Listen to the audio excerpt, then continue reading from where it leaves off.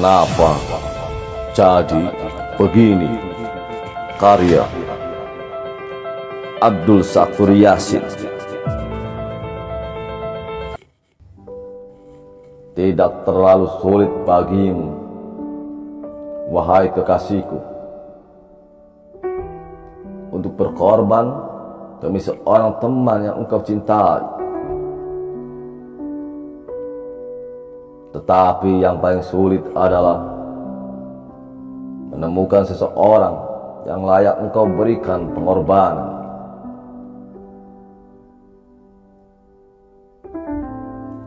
Usiamu setiap saat selalu bertambah, itu datang sendiri. Tetapi kedewasaanmu tergantung kepada dirimu sendiri. Nanti setelah engkau menjadi besar menjulang tinggi, waspadalah, akan sering diterjang angin kencang, dan lalu engkau dapat tumbang. Tugasku hanya sekedar menegurmu bila engkau melakukan kesalahan, bukan marah atau membenci. Bukan maksudku untuk memiliki dirimu, tetapi yang kutunggu kapan engkau merasa memiliki. Aku menjadi lelaki bijak ketika aku tahu kapan aku harus berbicara. Engkau menjadi perempuan bijak ketika engkau tahu kapan engkau harus berdiam diri. Selanjutnya, wahai kekasihku, kebaikan hatimu itu bukan kedunguan, melainkan anugerah Tuhan yang terlupakan oleh orang-orang dungu.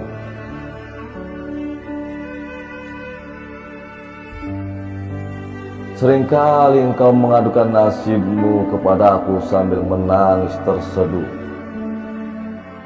Pada saat itulah aku melihat ada kejujuran ketika orang berbicara sambil menangis. Sangat sulit untuk dibuat-buat. Selagi engkau masih merasa bersalah, maka tidaklah bermasalah. Tetapi kesalahanmu yang terbesar adalah ketika engkau merasa selalu dalam keadaan benar.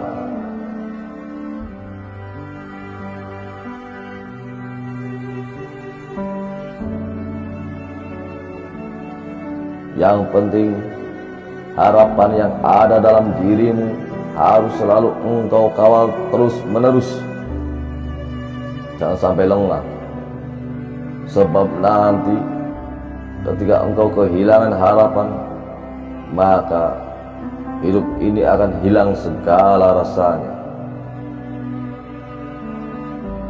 Harapan yang terus berbunga, dikawal dengan riang dan gembira, akan menyebabkan wajahmu tidak mudah berkerut. Pokoknya, selagi engkau masih tersenyum, wahai kekasihku, dunia masih nampak layak untuk diperhatikan. Realitas kehidupan yang kita lihat sehari-hari sebenarnya tidak lebih hanyalah campuran antara tangisan dan senyuman. Hanya bedanya mana yang lebih banyak. Apakah engkau lebih banyak menangis ataukah lebih banyak tersenyum? Juga kehidupan ini baru ada artinya, wahai kekasihku, apabila di dalam kehidupan yang kita lakoni terdapat sesuatu yang mesti kita perjuangkan. Harus ada target yang perlu dicapai, cita-cita yang ingin dicapai. Juga sebetulnya hidup ini singkat sekali, hanya saja karena musibah, bencana, malapetaka, dan lain sebagainya. Itulah yang menyebabkan terasa hidup ini sangat panjang. Tetapi sebaliknya, bila engkau ingin, wahai kekasihku, dapat bertahan menghadapi kehidupan ini, maka lihatlah kehidupan sebagai rahmat, bukan sebagai tragedi. Dalam saat yang sama, engkau harus mencintai kehidupan ini, tetapi juga engkau harus sadar, dunia nanti akan engkau tinggalkan dan pasti berakhir dengan kematian. Untuk itu, jadikanlah kehidupan ini sebagai impian yang menyadarkan dirimu akan kematian.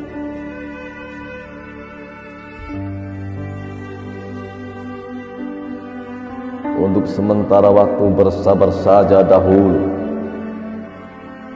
Yang penting jangan kehilangan harapan. Boleh jadi hari-hari bahagiamu sebentar lagi akan menjadi kenyataan.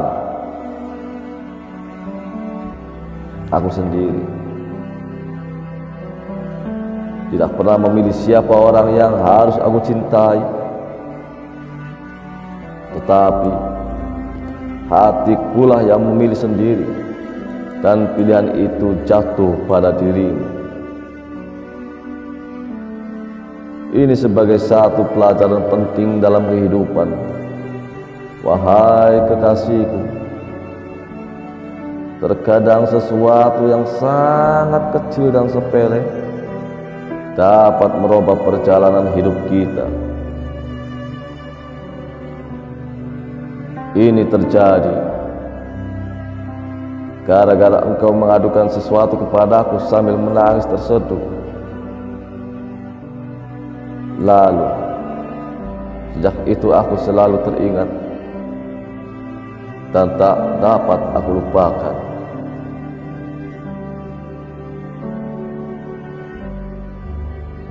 Sebagai langkah pertama untuk menghadapi berbagai kesulitan yang terbentang di hadapanmu adalah engkau harus mampu mensugesti dirimu sendiri bahwa engkau punya kemampuan untuk menyelesaikan segala persoalan.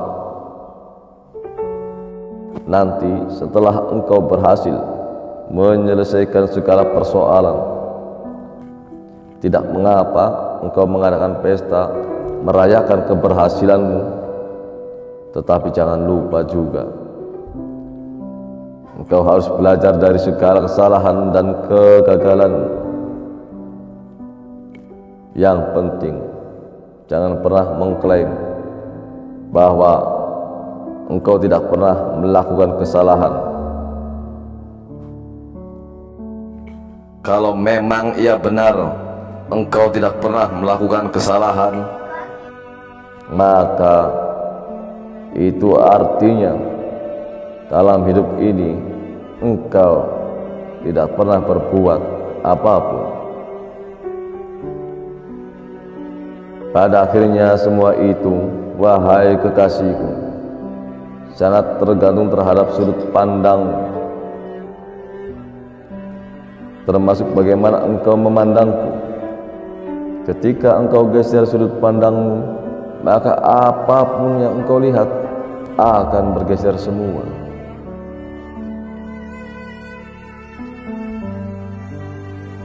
Aku betul-betul mencintaimu, sudah dipastikan. Tetapi berbagai peristiwa yang terjadi di hadapan kita adalah bukan kita yang mengendalikan. Kita cuma bisa memberikan reaksi saja, tidak lebih. Lain kali, jangan terburu-buru menyalahkan diriku ketika terjadi sesuatu. Tetapi sebaiknya engkau melihat bagaimana aku memberikan reaksi.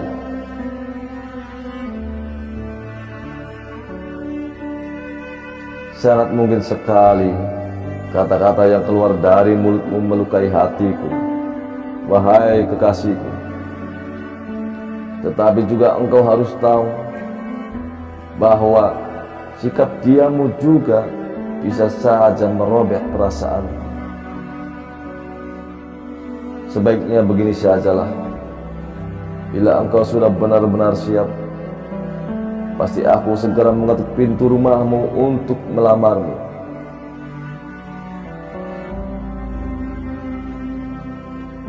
Kemudian yang lebih penting lagi, desas-desus tentang diriku yang engkau dengar dari orang lain, sebaiknya engkau abaikan saja. Jangan mudah percaya apa kata orang. Sebaiknya engkau meyakini saja yang engkau lihat langsung sendiri. Yang sudah terjadi, ya sudah saja. Ku maafkan semua.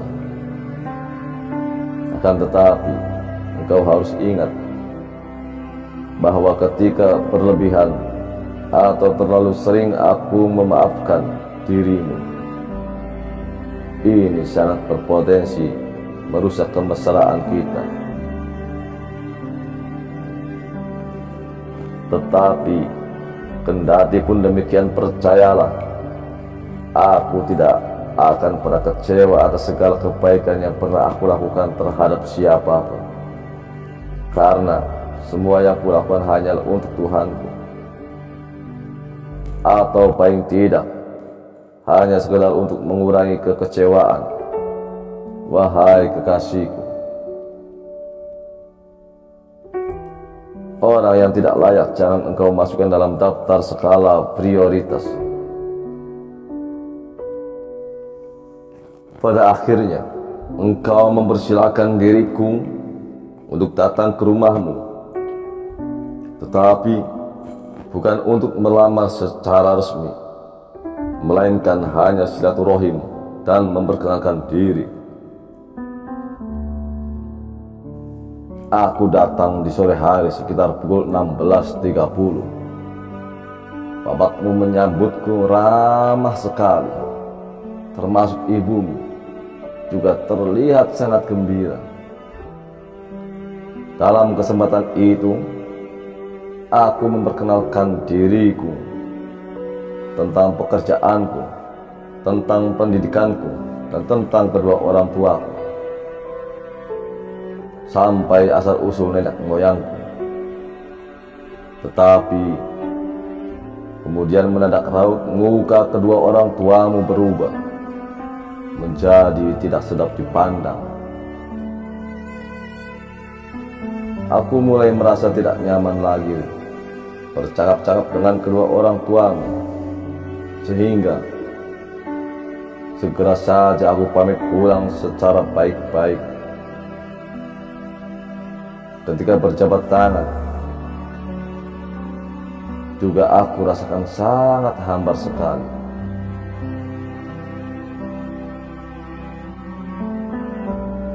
Seribu pertanyaan dalam benakku berhamburan. Ada apa? Mengapa? Wajahmu terlihat cemas, wahai kekasihku, sambil mengantarku keluar rumah.